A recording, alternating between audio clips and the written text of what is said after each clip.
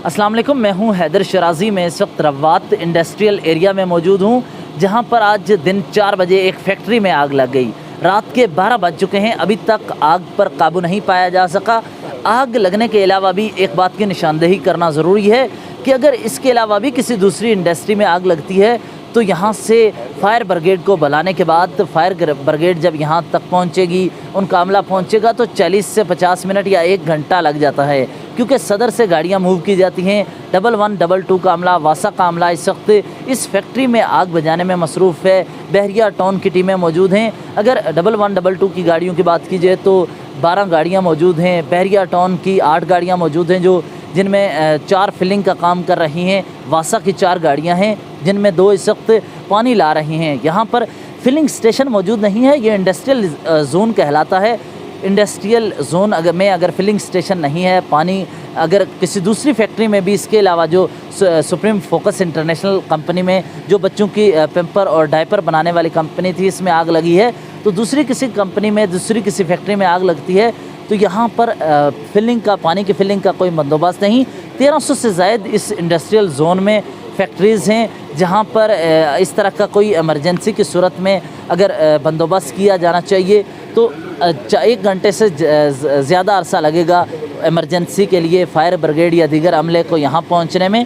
तो इस मामले को एड्रेस करना चाहिए। Islamabad Punjab chamber of commerce और दीगर को हुकूमत के साथ बैठकर, इंडस्ट्रियल एस्टेट के जितने भी ऑनर्स हैं, यहाँ पर जितने भी मालकान हैं, उनके साथ बैठकर बातचीत करनी चाहिए और यहाँ पर 1122 या दीगर जो क्विक रिस्पांस फोर्स के जितने भी अमले हैं, जितने भी इंस्टीट्यूशंस हैं, यहाँ पर होने चाहिए, उनकी शाख होनी चाहिए, क्योंकि इंडस्ट्रियल जोन के ज़रिए आप एक्सपोर्ट और इंपोर्ट को बैलेंस करने की कोशिश करते हैं और अगर इंडस्ट्रीज़ बंद होंगी तो रियासत नहीं चल सकती। ये आग इस वक्त लगी हुई है जो आप देख सकते हैं। और अगर इस सुप्रीम फोकस इंटरनेशनल कंपनी की बात की जाए तो इस वक्त बहुत शदीद आग लगी हुई है। बेसमेंट में जो सामान था वो तकरीबन निकाला जा चुका है, लेकिन लाखों रुपए का, करोड़ों रुपए का नुकसान हुआ है।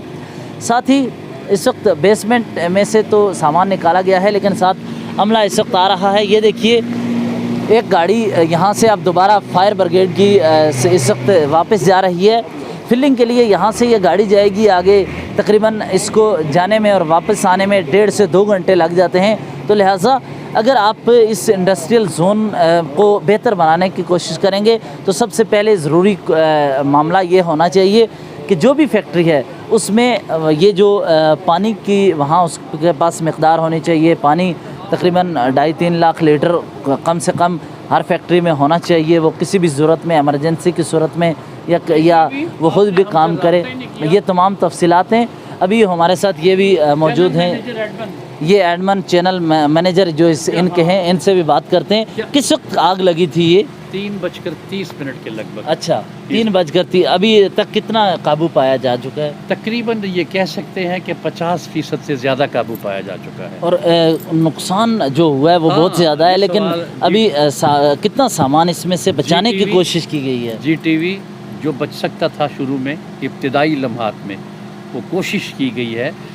बाकी जब आग लग जाती है तो आपको पता है कि वो, और दूसरी ये है कि हम आग लगने की वजूहात भी, उसका भी वो जो है ना वो बाद में वो करेंगे। अभी पता करने की कोशिश कर रहे हैं आग की, लेकिन असल में जिस वक्त शुरू पे आग लगी है तो उस वक्त कोशिश की जा रही है पहले आग को बुझाया जाए, सामान को बचाया जाए, उसके बाद दीगर चीज़ों का पता चलेगा। तो कितने पूरी उम्मीद है कि जल्द से जल्द हो सके? इंशाअल्लाह ताला आने वाले 4-5 घंटों में इंशाअल्लाह अज़ीज़ पानी की कमी नहीं है। और 1122 इस्लामाबाद और फिर ये बहरिया टाउन के जो है ना पानी के टैंकर और ये फायर ब्रिगेड वगैरह हुआ। अच्छा, यहाँ पे हमने खुद इन्वेस्टिगेट किया है, पता चला है कि फिलिंग स्टेशन यहाँ पूरे इंडस्ट्रियल स्टेट में नहीं है।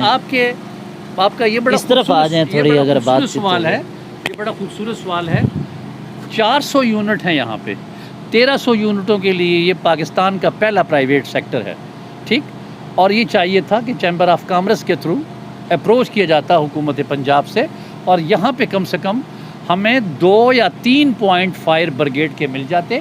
अगर इब्तिदाई लम्हात में हमें फायर ब्रिगेड की मदद मिल जाती तो शायद हम इतने बड़े नुकसान से बच जाते।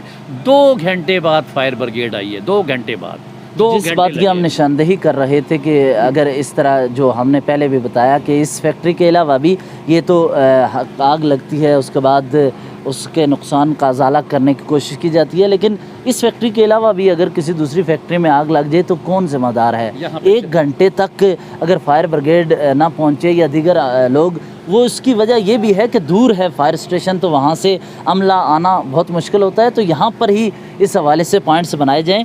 تو آپ کیا اگلی بات جو ریکمنڈیشن میں دیں گے؟ کرنا چاہ رہا ہوں، حکومت پاکستان کو جتنا ریونیو جنریٹ کر کے یہ 400 یونٹ دے رہے ہیں، اس کا آپ اندازہ نہیں کر سکتے ہیں، لیکن اس کے بدلے ایک انڈسٹریلسٹ کو کم سے کم ان چیزوں میں فیسیلیٹیٹ ضرور حکومت پاکستان کو کرنا چاہیے کہ یہ فائر بریگیڈ یونٹ اور پھر یہ 1122 اس انڈسٹریل اسٹیٹ کی پہلی بنیادی ضرورت ہے۔